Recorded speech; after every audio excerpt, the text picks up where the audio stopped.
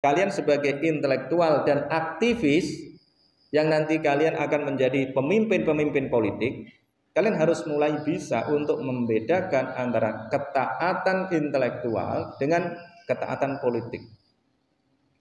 Ketaatan intelektual adalah ketaatan yang dibangun pada kebenaran logika dan fakta.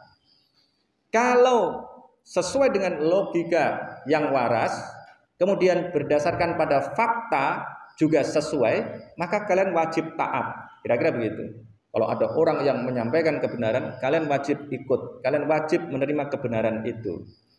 Tapi kalau orang yang kalian anggap benar sebelumnya, kemudian menyampaikan sesuatu yang ternyata tidak benar, maka kalian wajib ikut apa enggak?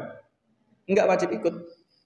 Misalnya kemarin saya sebut, ada ustadz-ustadz yang sekarang viral, dan bahkan kemudian oleh kebanyakan orang yang tidak banyak belajar, dianggap sebagai kebenaran. Maka kalau ada sesuatu, ya tanyakan aja pada ustadz ini, tanyakan saja pada ustadz itu, seolah-olah ustadz-ustadz itu adalah kebenaran mutlak. Padahal kalau kita cari di YouTube, ya, kita akan langsung tahu. Nah, untungnya sekarang ada YouTube. Asal mau belajar saja, asal mau mencari. Ya, saya tahu, ya. Misalnya ada ustadz tertentu yang mengatakan dunia ini adalah bayangan. Kalian ketik, kalian cari. Siapa saja ustadz yang mengatakan bahwa dunia adalah bayangan? Ketemu 1, 2, 3, 4, 5. Cukup banyak itu yang mengatakan bahwa dunia adalah bayangan, dunia seperti bayangan. Karena ada ulama besar Ibnul Qayyim Al-Jauziyah yang mengatakan begitu. Kemudian cuma di copy paste saja bahwa dunia adalah bayangan. Itu logik apa enggak? Enggak logik. Itu. Jadi ustadz-ustadz tadi itu ternyata enggak logik, enggak kritis. Menganalogkan dunia dengan bayangan ya enggak logik. Kenapa? Kalau bayangan, kalau kita bergerak dia ikut bergerak. Kita kejar dia lari pasti, gak pernah kita capai. Kepala kita itu kalau pagi-pagi ya, bayangan itu apalagi panjang itu, kita kejar terus, gak pernah kita capai. Nanti masih bisa diolah lagi malah. Lah kalau bayangannya pas kita di atas, kan bisa kita capai loh. Salah kan malah, langsung salah mutlak loh gitu. Paham? Nah, itu yang digambarkan adalah bayangan yang demikian, yang bayangannya itu panjang, kira-kira ya terjadi maksimal pukul 10 lah ya. Itu bayangan kita masih panjang. Kalau kita kejar dia lari, nggak pernah kita bisa pegang kepala kita. Tapi dunia kan tidak begitu. Dunia bisa kita kejar. Orang-orang yang kaya-kaya itu kan mengejar dunia. Kalian juga mengejar dunia. Bedanya adalah orang-orang yang kaya itu bisa mendapatkan dunia, kalian ini tidak bisa mencapai dunia, begitu kan? Bedanya cuma di situ. Jadi ada orang yang mengejar dunia dan kebanyakannya nggak dapat, tapi ada juga orang yang mengejar dunia dan dia dapat. Paham? Maka analogi itu salah. Berarti Pak Ustadz yang mengatakan demikian tadi itu salah, begitu. Kemudian kalau kita cek lagi, ketik aja namanya Ustadz titik-titik salah misalnya, kita akan menemukan ustadz-ustadz yang disebutkan yang viral-viral tadi itu ternyata juga pernah melakukan kesalahan. Kesalahannya fatal loh gitu. Ada yang mentasrif saja salah loh gitu ya. Nah itu berarti bagaimana? Berarti kalau kita menemukan ustadz yang salah, ya nggak usah diikuti. Pada konteks yang salah tadi, yang benar ya kita ikuti gitu loh. Kalau kalian sebelumnya tidak tahu, mendapatkan informasi, kalian cek and recheck, kalian bandingkan, kalian cek juga ke Al-Quran, ke hadisnya.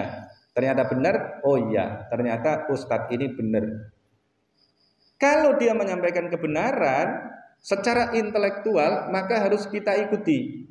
Tadi itu berdasarkan logika, berdasarkan fakta, harus kita ikuti. Yang kedua adalah ketaatan kepada pemimpin politik. Ketaatan pada pemimpin politik itu bagaimana? Ketaatan pada pemimpin politik harus kita ukur dengan Alkitab wal hikmah tadi yang saya jelaskan. Sebuah organisasi politik itu punya tujuan, punya platform ya. Platform bukan platform Seperti yang kalian pahami itu loh, platform media dan lain sebagainya. Ini punya platform, punya program kerja, bahkan punya tujuan yang jauh ke depan. Nah, tapi untuk mencapai tujuan tadi itu yang sudah ditetapkan, itu namanya Alkitab. Kalau dalam bahasa Al-Quran namanya Alkitab. Itu adalah ketetapan. Kita ukur, oh tujuannya bagus. Dan saya kira tidak ada ya partai politik, misalnya organisasi politik yang memiliki tujuan buruk, kan nggak ada ya. Organisasi-organisasi yang ada di Indonesia ini ya pasti memiliki tujuan yang baik di tulisannya. Tulisan itu kan Alkitab juga ya, berasal dari kata kataba menulis. Jadi kalau kalian baca pada ADART-nya ya bagus-bagus. Nah sekarang mereka punya orientasi enggak untuk mewujudkan Alkitab tadi, ketetapan tadi itu. Kalian lihat kebijakan-kebijakan politiknya. Kebijakan politik itu adalah bagian dari strategi dan taktik. Kebijakan ya, akarnya apa? Bijak. Kemudian membentuk kata bijaksana, membentuk kata kebijaksanaan. Kebijaksanaan bahasa Arabnya adalah al-hikmah. Maka kalian lihat aja, al-hikmahnya ini mengarah pada Alkitab atau tidak. Kalau kebijaksanaannya masih bisa mengarah kepada Alkitab, maka ini organisasi yang benar. Maka ini adalah pemimpin yang relatif benar. Paham, Dos? Kalau al-hikmahnya masih bisa dihubungkan dengan Alkitab, masih bisa mengarah kepada Alkitab, maka ini adalah pemimpin yang benar. Seperti saya bilang tadi, Al-Quran mengatakan cuti hamil, melahirkan, menyusui mestinya minimal 2 tahun. Lebih bagus lagi kalau 30 bulan. Kalau 24 bulan sesuai dengan surat Al-Baqarah ayat 233 itu hanya untuk menyusuinya saja.